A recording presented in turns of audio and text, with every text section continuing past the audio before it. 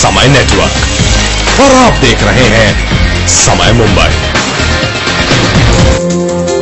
अहमदाबाद के मोटेरा स्टेडियम में ऑस्ट्रेलिया को पछाड़कर टीम इंडिया पहुंची सेमीफाइनल में। पूरे देश में मना जश्न।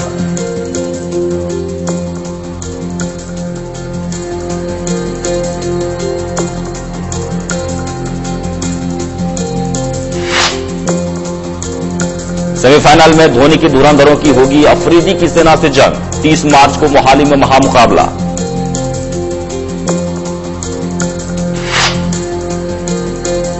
विश्व कप के तीसरे क्वार्टर फाइनल में आज दक्षिण अफ्रीका की न्यूजीलैंड से होगी भिड़ंत। चरम पर पहुंचा विश्व कप का रोमांच। काले धन के आरोपी हसन अली की सुबह 11 बजे तक बड़ी रिमांड। देर रात बांद्रा में मजिस्ट्रेट के घर पर हुई पेशी।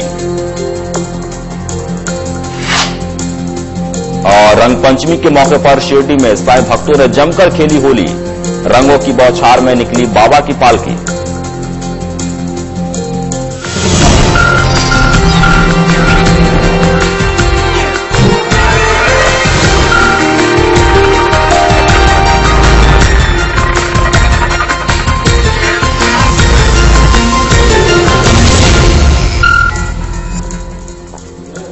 सहारा प्रणाम। समय मुंबई में आप सभी का स्वागत है। मैं हूं विद्यासागर। तो बुलेटिन में सबसे पहले बात करते हैं भारत और ऑस्ट्रेलिया के बीच हुए क्वार्टर फाइनल की।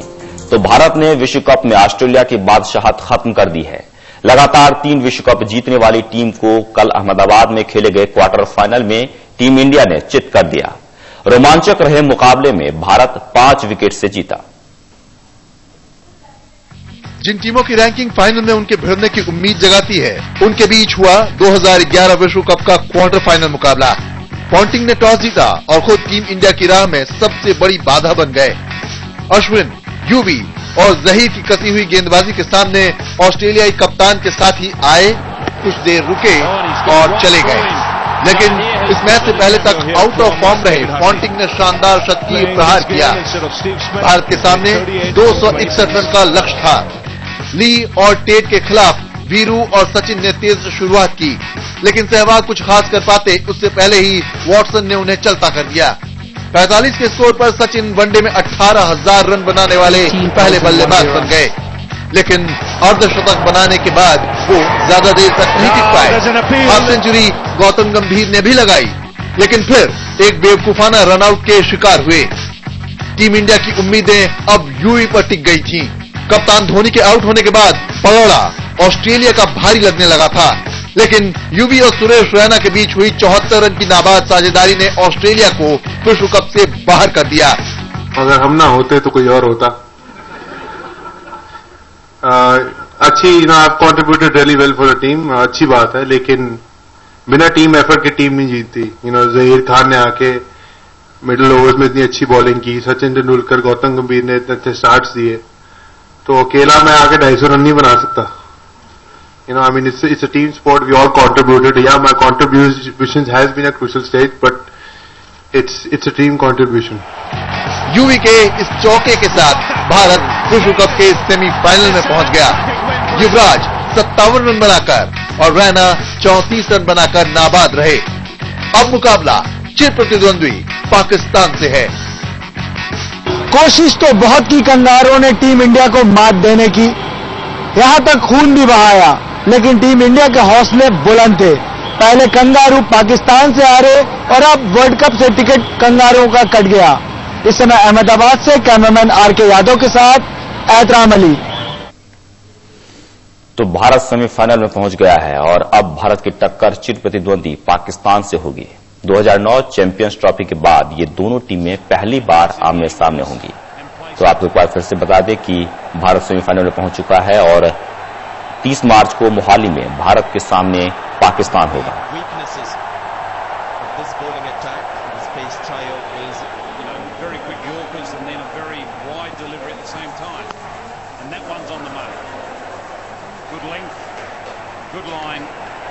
And Australia will always look to use him as a shock factor. They know he has a problem with control. तो भारत की शानदार जीत के बाद देश भर में क्रिकेट प्रेमियों ने जश्न मनाया। ऑस्ट्रेलिया को हराकर भारत अब सेमीफाइनल में पहुंच गया है और भारत का अगला मुकाबला पाकिस्तान से होगा। तो आप देख सकते हैं पूरे देश में अलग अलग जगहों पर किस तरह से लोगों ने जश्न मनाया। क्रिकेट को पूरे देश में भगवान की तरह पूजने वाले लोग काफी कल पूरी तरह से जश्न में डूबे रहे और आपको बता दें कि ज्यों ही क्वार्टर फाइनल में भारत की जीत हुई, सभी जगह देश के अलग अलग शहरों में जश्न का माहौल देखा गया। मुंबई, अहमदाबाद, सूरत, जम्मू, रांची, सभी जगह लोगों ने अपने अपने अंदाज में जश्न मनाए और अब अगला मुकाबला है पाकिस्तान के साथ। आपको बता दें कि 30 मार्च को मोहाली में भारत और पाकिस्तान के बीच सेमीफाइनल होना है। ऐसे में लोगों को काफी बेसब्री से भी इंतजार है और खासकर अगर कल की बात की जाए तो भारत ने एक शानदार जीत हासिल की ऑस्ट्रेलिया के खिलाफ। कल अहमदाबाद के मोटेरो स्टेडियम में हुए मैच में भारत ने शानदार जीत हासिल की और ऑस्ट्रेलिया की बादशाहत को खत्म कर दिया।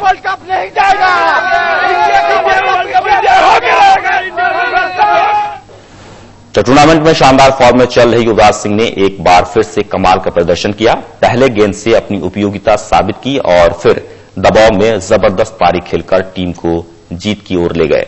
उनके हरफन मौला खेल के लिए उन्हें मैन ऑफ द मैच घोषित किया गया। यूवी 10वें वर्ल्ड कप में चौथी बार मैन ऑफ द मैच बने हैं। Bharat Australia match world cup का क्वार्टर फाइनल मुकाबला, जीतने पर सेमीफाइनल में जगह। हीरो बनने का इससे अच्छा और बड़ा मौका नहीं हो सकता था। इस मौके को युवराज सिंह ने अपनी बेजोड़ पारी से खूब भुनाया। जब यूवी क्रीज पर आए तो स्कोर 3 विकेट के नुकसान पर 143 रन था। यूवी के सामने पहले गंभीर, फिर धोनी आउट हो गए, लेकिन अपने प्रशंसकों से ज्यादा अपने आलोचक बना चुके यूवी शायद हीरो बनने की ठान कर आए थे। यूवी ने रनों की गति को आगे बढ़ाते हुए दूसरे छोर को संभाले रखा और भारत को जीत दिलाकर टीम इंडिया के युवराज देश के युवराज बन गए। सेंचुरी एक बहुत स्पेशल चीज होती है बैट्समैन के लिए, लेकिन जब आप टीम के लिए ऐसे कंट्रीब्यूट करते हो और ऐसी स्टेज पे टीम जीतती है, चाहे आपने 50 रन बनाया हो और आपने 30 रन बनाए हो और आप नॉट आउट गए हो और आपने टीम को थ्रू किया हो, तो वो किसी भी 100, डबल 100, ट्रिपल 100 से बहुत स्पेशल होता है। यूवी ने 65 गेंदों में नाबाद 57 रन बनाए, जिसमें 8 चौके शामिल थे। बल्लेबाजी में ही नहीं, यूवी का मैजिक गेंदबाजी में भी दिखाई दिया। यूवी ने 10 ओवरों में 44 रन देकर 2 विकेट चटकाए, जिसके साथ ही वर्ल्ड कप 2011 के 7 मैचों में यूवी ने 11 विकेट भी पूरे कर लिए हैं। क्वार्टर फाइनल मैच आंकड़ों के लिहाज से भी यूवी के लिए खास रहा। इसी मैच में युवराज ने अपने करियर में 8000 रन पूरे किए। वर्ल्ड कप में 300 रन और 10 विकेट से ऊपर लेने वाले वो चौथे खिलाड़ी भी बन गए। और तो और वर्ल्ड कप 2011 के 7 मैचों में 4 बार वो मैन ऑफ द मैच भी बन चुके हैं। I'm playing this tournament for a special person, and that special person always come to my mind whenever I'm in a pressure situation. So I'm playing it for that person, and hopefully it works out till the end. UV ने world cup में अपने प्रदर्शन से अभी तक सभी को प्रभावित किया है। हम तो यही उम्मीद करेंगे कि यूवी के इस खास का जादू फाइनल तक भी चले, ताकि 28 साल बाद भारत का वर्ल्ड कप जीतने का सपना सच्चाई में तब्दील हो जाए। पंजाब के पुत्र युवराज का जलवा एक बार फिर अहमदाबाद में देखने को मिला। अब लोगों को उम्मीद मोहाली में है सेमीफाइनल से। यदि युवराज इसी तरह जलवा दिखाते रहे तो ये यकीनन है कि भारतीय टीम फाइनल मुकाबले में मुंबई में खेलेगी। इस समय अहमदाबाद से कैमरामैन आर.के. यादव के साथ ऐतराम अली। आज विश्व कप का तीसरा क्वार्टर फाइनल मैच मीरपुर में दक्षिण अफ्रीका और न्यूजीलैंड के बीच खेला जाएगा। इस मुकाबले में जो भी टीम जीतेगी वो कोलंबो में होने वाले सेमीफाइनल मैच में श्रीलंका या इंग्लैंड का सामना करेगी। कप महासंग्राम का तीसरा क्वार्टर फाइनल मैच न्यूजीलैंड और दक्षिण अफ्रीका के बीच बांग्लादेश के मीरपुर स्टेडियम में होने जा रहा है, जिसमें अभी तक विश्व कप जीतने में नाकामयाब रही दोनों टीमें सेमीफाइनल में प्रवेश के लिए कड़ा संघर्ष करेगी। West Indies, Netherland, Bharat, Ireland और बांग्लादेश को लीग मैचों में हराकर दक्षिण अफ्रीका ने 10 अंक जुटाए और अब तक केवल इंग्लैंड से दक्षिण अफ्रीका मैच हार चुकी है। इसके मुकाबले कीनिया, जिम्बाब्वे, पाकिस्तान और कनाडा को लीग मैच में हराने वाला न्यूजीलैंड 8 अंकों पर है। न्यूजीलैंड ऑस्ट्रेलिया और श्रीलंका से मैच हार चुका है। दक्षिण अफ्रीका, वेस्ट इंडीज और भारत जैसे विश्व विजेताओं को मात देकर अपना वर्चस्व साबित कर चुका है, जबकि न्यूजीलैंड केवल पाकिस्तान जैसे विश्व विजेता को हरा पाया। पाकिस्तान के खिलाफ मैच में न्यूजीलैंड के रॉस टेलर ने नॉट आउट 131 रन बनाकर न केवल नया रिकॉर्ड बनाया बल्कि उस मैच में कीवीज ने पाकिस्तान को पूरी तरह से पछाड़ दिया था। वहीं दक्षिण अफ्रीका के हाशिम आमला, एबी डिविलियर्स जैसे बल्लेबाज वेस्टइंडीज और भारत के खिलाफ हुए मैचों में अपना करतब दिखा चुके हैं। 1975 से 1987 तक नस्ल भेदी आरोप के चलते दक्षिण अफ्रीका विश्व कप में शामिल नहीं हुआ था। 1992 में दक्षिण अफ्रीका ने विश्व कप संग्राम में पहली बार कदम रखा। 1996 और 2003 में दक्षिण अफ्रीका लीग मैच से ही बाहर हो गई, जबकि 1992, 1999 और 2007 में उसकी दौड़ सेमीफाइनल तक ही रही। इसी तरह न्यूजीलैंड 1983, 1987, 1996 और 2003 में लीग मैच से बाहर हो गया, जबकि 1975, 1979, 1992, 1999 और 2007 में सेमीफाइनल तक पहुंच पाए। इसलिए अब दोनों टीमें इस मैच में एड़ी चोटी का जोर लगाएंगी, इसमें कोई दो राय नहीं है। राजू वेर्नेकर, समय मुंबई। और यहाँ रुकेंगे छोटे से ब्रेक के लिए, तुरंत लौटते हैं, बने रहे हमारे साथ।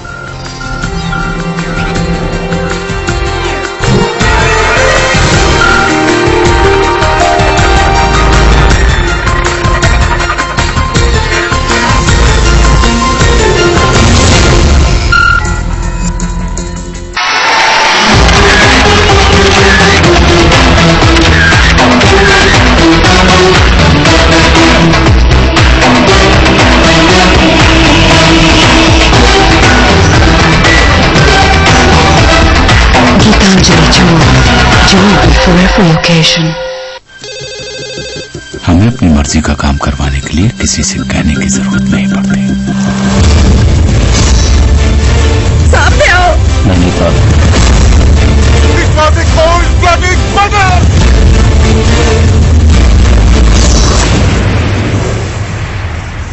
होशियार, खबरदार। दुनिया में मसालों के शहंशाह MDH मसाले, असली मसाले, सच सच MDH।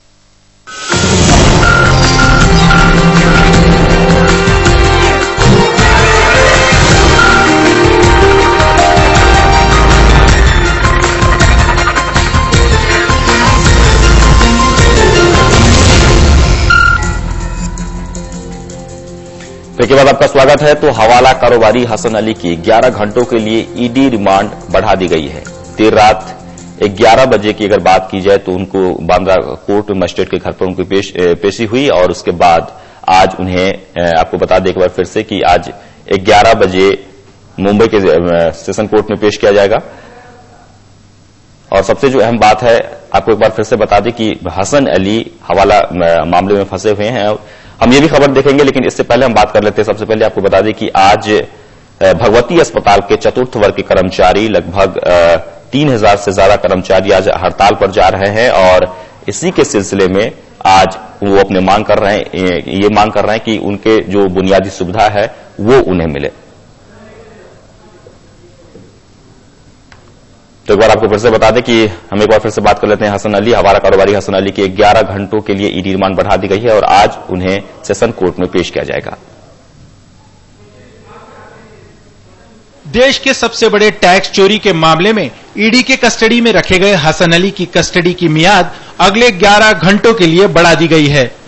दरअसल काले धन मामले में ईडी के गिरफ्त में पहुंचे हसन अली से ज्यादा जानकारी हासिल करने और सजा दिलाने के लिए मुंबई पुलिस इतनी बेताब है कि जैसे ही हसन अली की कस्टडी की मियाद खत्म हुई और इसकी जानकारी जब मुंबई पुलिस और हसन अली के वकील को दी गई तो आनन फानन में ही देर रात की इस पूरे मामले की सुनवाई की व्यवस्था कोर्ट के जज के घर पर ही करनी पड़ी, जहां एहतियातन न्यायाधीश ने हसन अली को अगले 11 घंटों तक ईडी की कस्टडी में रखने का आदेश दिया। ईडी ने हमारे दिल्ली काउंटर पार्ट को 11 बजे रात में नोटिस दी कि हम 11:30 बजे जज साहब के इधर बांद्रा में प्रोड्यूस करने वाले हैं। तो इधर जब इनको प्रोड्यूस किया गया तो हमने ऑब्जेक्शन लिया कि आपको अधिकार नहीं है इन्हें रिमांड देने का। तो जैसे आपने अर्जेंसी देखते हुए ईडी की सेफ कस्टडी में सुबह 11 बजे तक दिया है। कल उन्हें सत्र न्यायालय में पेश किया जाएगा। हसन अली को दोबारा कल मुंबई की निचली अदालत के सामने हाजिर होना पड़ेगा। हालांकि इस पूरे घटनाक्रम से हसन अली के वकील काफी नाराज दिखे। उनका तो यहाँ तक कहना था कि माननीय न्यायाधीश के पास ऐसी कोई विशेष अधिकारी नहीं है। अब सबकी निगाहें सुबह सेशन कोर्ट पर टिकी रहेगी, जहां प्रवर्तन निर्देशालय एक बार फिर हसन अली से पूछताछ जारी रखने के लिए उसकी कस्टडी की मियाद बढ़ाने की अपील कर सकती है। मनोज पांडे के साथ प्रभात दुबे, समय मुंबई। चिंटू शेख मामले में एक नया मोड़ सामने आया है। इस मामले में आरोपी नीतीश राणे के खिलाफ अब सीबीआई जांच करने का आदेश हाईकोर्ट ने दे दिया है। राज्य के राजस्व मंत्री नारायण राणे का ऐसा तमतमाया चेहरा शायद ही आपने पहले कभी देखा होगा। इसका कारण ही कुछ ऐसा है। दरअसल नारायण राणे के बेटे नीतीश राणे पर चिंटू शेख नाम के एक शख्स ने जानलेवा हमला करने का आरोप लगाया था। चूंकि यह मामला एक रसूखदार नेता के बेटे का था, लिहाजा पुलिस की जांच काफी सुस्त रफ्तार से चल रही थी। चिंटू शेख ने इस मामले को सीबीआई से जांच कराने के लिए कोर्ट का दरवाजा खटखटाया और कोर्ट ने सीबीआई को मामले की जांच करने के आदेश दे दिए। याचिका थी कि आप मुझे सीबीआई की इंक्वायरी चाहिए था, तो सीबीआई के लिए कोर्ट ने मेरी वो मांग पूरी की है और मुझे विश्वास हो रहा है कि मुझे इंसाफ मिलेगा।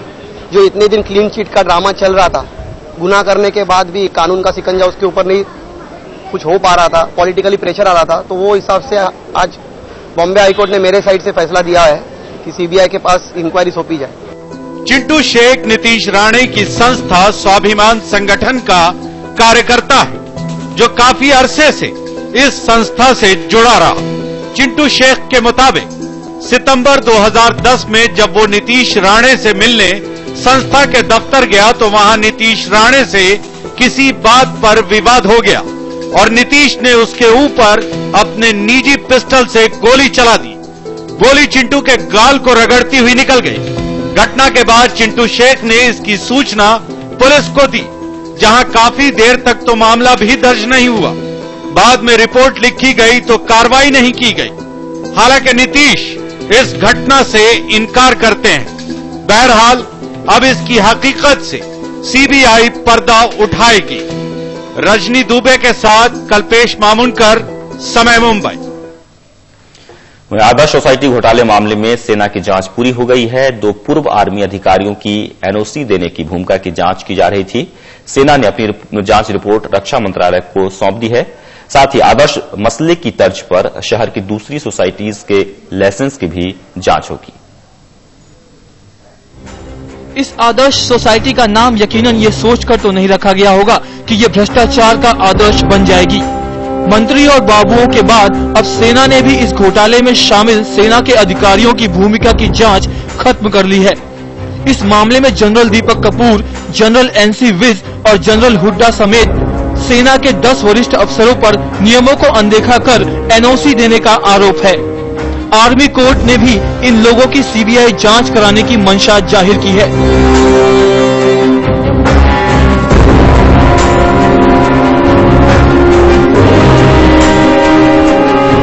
साथ ही आदर्श सोसाइटी घोटाले की ही तर्ज पर शहर की दूसरी बड़ी सोसाइटीज के लाइसेंस की जांच का फैसला लिया गया है और तकरीबन 2300 प्लॉट का ऑडिट भी कराया जाएगा। यानी अब आदर्श की जांच की आंच शहर के दूसरे प्लॉट्स पर भी पड़ सकती है। न्यूज डेस्क, समय मुंबई। अच्छा, यहाँ रुकेंगे एक और ब्रेक के लिए, तुरंत लौटते हैं, बने रहे हमारे साथ।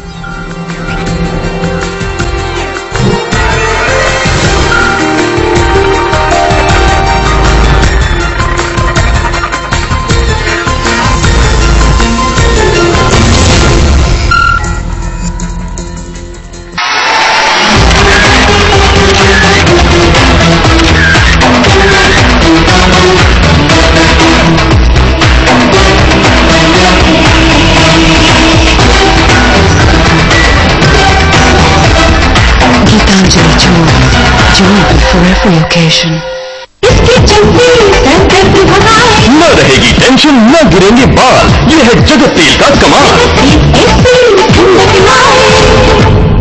पूजा, तुम डीजे के अलावा कुछ और भी बनना चाहती थी? सर, मैं एस्ट्रोनॉट बनना चाहती थी। क्यों?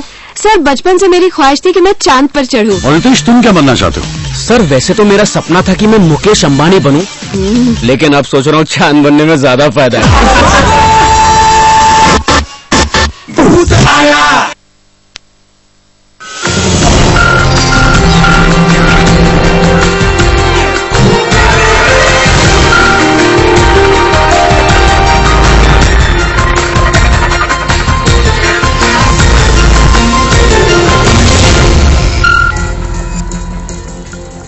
ब्रेक के बाद आपका स्वागत है। तो इन दिनों गढ़चिरौली के चामोशी जिले के लोग काफी परेशान हैं। इनकी इस परेशानी का कारण है यहां का राइस मिल। दरअसल यहां पर 2 राइस मिल हैं और इस मिल के आसपास लोगों की बस्ती है। इस मिल से निकलने वाले प्रदूषण के चलते इन लोगों को स्वास्थ्य का खतरा मंडरा रहा है। इतना ही नहीं, इस प्रदूषण का शिकार यहां के बच्चे हो चुके हैं। हालांकि इस बात की खबर यहां के लोगों ने सरकार को दी है, लेकिन सरकार इस मामले को गंभीरता से नहीं ले रही है, जिसके चलते यहां के लोगों में रोष का माहौल है। ये है शारदा और महावीर मिल। ये इन दिनों गढ़चिरौली के चामोशी इलाके के लोगों की परेशानी का सबब बनी हुई है। ये मिलें धान की सफाई करती हैं, लेकिन अब ये राइस मिल बन गई है यहाँ के लोगों की मुसीबत। जी हाँ, इन मिलों के चलते यहाँ के लोगों को हो रही है कई बीमारियाँ। दरअसल ये दोनों मिलें रिहायशी इलाकों में हैं और इनसे होने वाले शोर से लोगों को कई तकलीफें हो रही हैं। मसलन सिर दर्द, आँखों की रोशनी का कम होना, सुनने की क्षमता में कमी आना शामिल है। इतना ही नहीं, मिल से निकलने वाले भूसे से मलेरिया और डेंगू जैसी बीमारियां होने का खतरा भी पनप रहा है। धुआं वगैरह है, उसका बुरा असर हमारे बच्चों पर हो रहा है। कई तरह की बीमारियां फैल रही है। पानी में भी उसका प्रदूषण हमें यानी उसका परिणाम दिख रहा है, क्योंकि उससे जो कोई बीमारियां फैल रही है। हालांकि स्थानीय निवासियों ने इसकी शिकायत कई बार प्रशासन से की, लेकिन सो रहे प्रशासन के कानों पर जू तक नहीं रेंगी। या संबंधात आपण या नवीन जे आर्किटेक्ट्स आहे याच्यामुळे आम्हाला इथल्या गावातील लोकांना खूप त्रास आहे, बिमारी होत आहेत, दमे आहे, म्हणजे ज्या ज्या गोष्टी घडत आहेत तहसीलदार साहेबांना आणि कलेक्टर साहेबांना यांना देऊन सुद्धा आमची म्हणजे मागणी होत नाही आहे आणि बेमजुरीनं या मिल मालकांना स्वतः तो चालवत आहे। हमेशा से हादसे के बाद जागने वाली सरकार शायद किसी हादसे का इंतजार कर रही है और प्रशासन के इस लापरवाह इतिहास से स्थानीय लोगों की जान पत्ते पर टंगी है। गढ़चिरौली से सुशांत घाटे के साथ साधना चौहान, समय मुंबई। और अब बात शिरडी की, तो देश भर में होली पूर्णिमा के दिन खेली जाती है, लेकिन साई की नगरी शिरडी में रंग पंचमी के दिन वहां पर जमकर होली मनाई गई और बाबा की पालकी भी निकाली गई। शिरडी के साई रंग पंचमी के दिन द्वारका माई और चावड़ी में छोटे बच्चों के साथ होली खेलते थे। साई की इसी परंपरा को आज भी साई संस्थान समेत शिरडी के लोग और साई भक्त बड़ी धूमधाम से निभा रहे हैं। दरअसल भगवान श्री कृष्ण को साई का स्वरूप माना जाता है। यही वजह है कि साई के स्वर्ण रथ में साई के साथ भगवान श्री कृष्ण को भी विराजमान किया जाता है। साई भक्त साई के साथ रंग पंचमी के दिन बेसुध होकर एक दूसरे पर रंग डालकर होली का मजा उठाते हैं। बाबा ने द्वारका माई की अपनी मस्जिद का नाम ही द्वारका माई रखा, इसीलिए सभी साई भक्तों का ऐसा बोलना है कि बाबा कृष्ण का अवतार है और कृष्ण का अवतार समझकर आज रंगपंचमी के त्योहार पर कोने कोने से लोग आकर बाबा को कृष्ण समझकर रंग खेलते हैं। शिरडी में इस दिन द्वारका माई में साई के रथ को सजाया जाता है।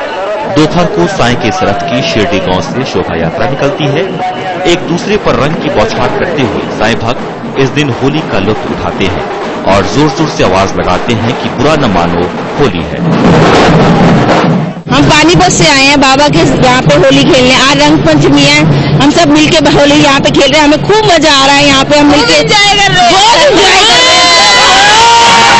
हमने बहुत सारे रंग खेले, हमने उनकी पालकी में भी रंग चढ़ाया, हमने बहुत ज्यादा उनको किया। बहुत आनंद आया। ये साक्षात ये लगा कि हम लोग बाबा से बिल्कुल उसी तरह मिले जिस तरह हम लोग मन में लेके आए थे यहाँ पे।